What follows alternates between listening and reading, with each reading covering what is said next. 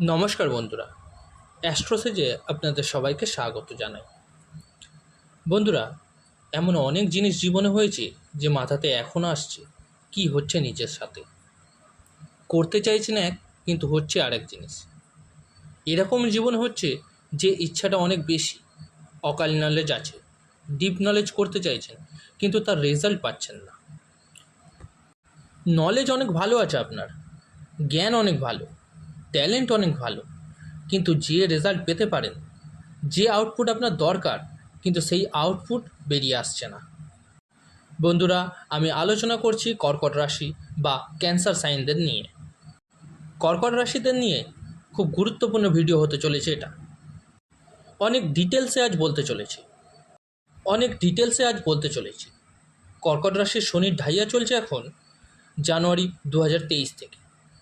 আজ বিশ্লেষণ করব শনির ঢাইয়া আপনাকে কি ফল দিয়েছে এতদিন যখন থেকে শনির ঢাইয়া শুরু হয়েছে, আর এখন বর্তমানে আপনাকে কি ফল দিচ্ছে এবং কি ফল দেবে এরপর। এই সমস্ত ক্রাইটেরিয়া নিয়ে আপনাকে বলবো বন্ধুরা। আর কিছু কনফিউশন, ভয়, এসব আপনার মন থেকে বের করার চেষ্টা করব আজ। আমাদের সবথেকে ইম্পর্টেন্ট জিনিস হলো আমাদের এনার্জি, আমাদের ঊর্জা, আর তার মাফিকই আমরা ফল পাই। কারণ যেই গ্রহরই এনার্জি হয় তা আমাদের ফল দেয়, এবং যা এনার্জি বর্তমানে আমাদের মধ্যে চলে তার মিলিত ফল আমরা পাই। কিছুজন অনেক নেগেটিভ কমেন্ট করেন সবসময় যে কর্কট রাশির ভালো হবে না, কর্কট রাশি বাজে রাশি। এবার অন্য রাশিতে যাবেন তো তারাও দেখবেন সেম কথাই বলছে।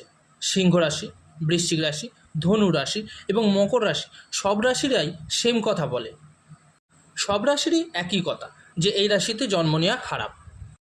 তো আমার কোশ্চেন আপনাদের কাছে, তাহলে কোন রাশিতে জন্ম নেওয়া ভালো? বন্ধুরা, এটা আমাদের চিন্তাধারা যে আমরা নেগেটিভ ভাবি, আর সেরকমই আমাদের জীবনে হয়ে যায়, বা বলতে পারেন জীবনে ঘটতে থাকে। কারণ জীবনের সবথেকে গুরুত্বপূর্ণ নিয়ম হলো যা আমরা মানব তাই আমাদের জীবনে হবে। তো আপনি নেগেটিভ ভাববেন, নেগেটিভ মানবেন, ভাববেন যে জীবনে কিচ্ছু হবে না ভালো, তাহলে বাস্তবেও তার প্রতিফলনই ঘটবে। রিয়ালিটি আপনাকে তাই দেখাবে, ওই সিচুয়েশনই আপনার সামনে ঘটবে। কারণ আপনি নেগেটিভ হয়ে গেছেন, আর তাই আপনার সাথে হচ্ছে। সব থেকে প্রথম তো আপনাকে পজিটিভ হতে হবে, পজিটিভ এনার্জিকে ক্রিয়েট করতে হবে, নিজের এনভায়রনমেন্টকে পজিটিভ বানাতে হবে। চলুন এবার শনির ব্যাপারে বিস্তারিত জেনে নেওয়া যাক। আপনাকে ভালোভাবে বুঝতে হবে, কারণ অনেকেই গুজব ছড়ায় যে শনির ঢাইয়া সব শেষ করে দেয়, কিন্তু বাস্তবে তা নয়। শনির ঢাইয়া আপনার শুরু হয়েছিল জানুয়ারি 2023-এ, যখন শনি আপনার 8th হাউসে এসেছিল। প্রথমে এটা বুঝে নেওয়া যাক 8th হাউস কিসের হয়ে থাকে। 8th হাউস হয় ডিপ নলেজ, তন্ত্র মন্ত্র, জ্ঞান অধ্যয়ন, পড়ে আঘাত লাগা, মৃত্যুর হয়, রহস্যময় জিনিসের হয় 8th হাউস। আর যত রকম ডিপ নলেজ মানে অকাল নলেজ হয় তা 8th হাউস থেকেই জানা যায়। তান্ত্রিক বিদ্যারও 8th হাউস হয়। জানুয়ারি 2023-এ শনি আপনার অষ্টম ঘরে এসেছে, তো আপনার কর্মকে তো এই অষ্টম ঘরে লাগাবেই শনি। শনি তাহলে কী রেজাল্ট দিয়েছে এই 8th হাউসের থেকে? উচ্চাকাঙ্ক্ষা অনেক বাড়িয়ে দিয়েছে আপনার। ডিপ নলেজ মানে অনেক বেশি এমন জিনিসে ঢুকে যাওয়া, শেখা এমন কিছু জিনিস আপনি শিখেছেন যা জানুয়ারি 2023-এর আগে কখনো শেখেননি।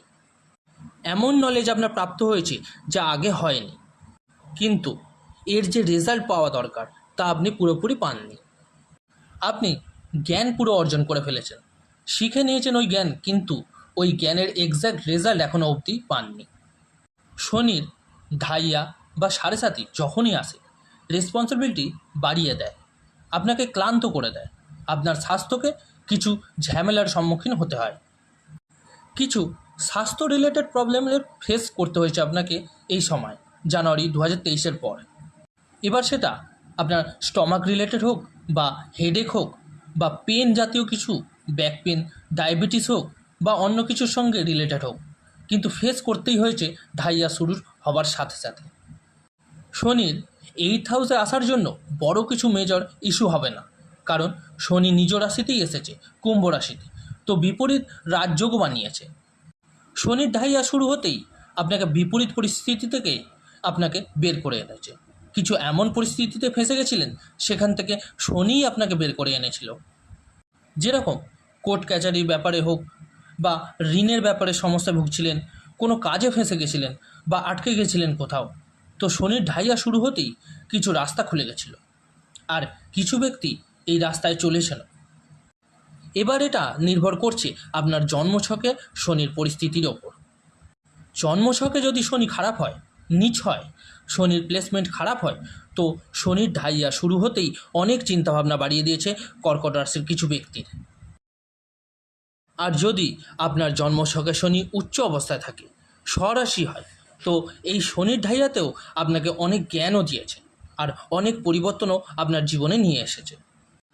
এবার শনি বর্তমানে আপনাকে কি ফল দিচ্ছে আর দেবে জেনে নেওয়া যাক। শনি বক্রী 14ই নভেম্বর 2024 অবধি। তো শনি যতদিন বক্রী থাকবে, এটা আপনার সম্পর্ক রিলেশন নিয়ে ঠিক আছে, বিয়ের কথা ফাইনাল হতে পারে কর্কট রাশি ব্যক্তিদের জন্য। এখন আপাতত আপনাকে এটা খেয়াল রাখতে হবে যে পার্টনারশিপে আছেন বা কাজ করছেন সেখানে কোনো সমস্যা বা ফাইট না হয়, ঝগড়া বা তর্কের পরিস্থিতি সৃষ্টি না হয়, তা খেয়াল রাখতে হবে। এছাড়াও বিবাহিত জীবনেও আপনাকে একটু ফোকাস করতে হবে, ব্যালেন্স বানিয়ে চলতে হবে, নয়তো এখানে ইরিটেশন, ফ্রাস্ট্রেশনের অবস্থাও তৈরি হতে পারে 14ই নভেম্বরের আগে অবধি। এই সমস্ত বিষয় নিয়ে একটু নজর দিতে হবে আপনাকে। এবার 14ই নভেম্বরের পর কি হবে, যখন শনি মার্গী হয়ে যাবে। যখন শনি মার্গী হয়ে যাবে, তখন আপনাকে 8th হাউসের আগের ফল দেবে। এর মানে ভাগ্যের সঙ্গে সম্বন্ধিত যে বাধা ছিল, যে কাজ আপনি ভাবছিলেন যে এই কাজ হয়ে যাওয়া উচিত, ডিল করতে চাইছিলেন, কোনো কাজ নিয়ে ফাইনালাইজ করতে চাইছিলেন, আর কোনো জিনিসের ফলাফল নিতে চাইছিলেন, তো 14ই নভেম্বরের পর সেই সব জিনিসের রেজাল্ট আপনি পেতে পারবেন। পজিটিভ রেজাল্ট পাওয়া শুরু হয়ে যাবে আপনার।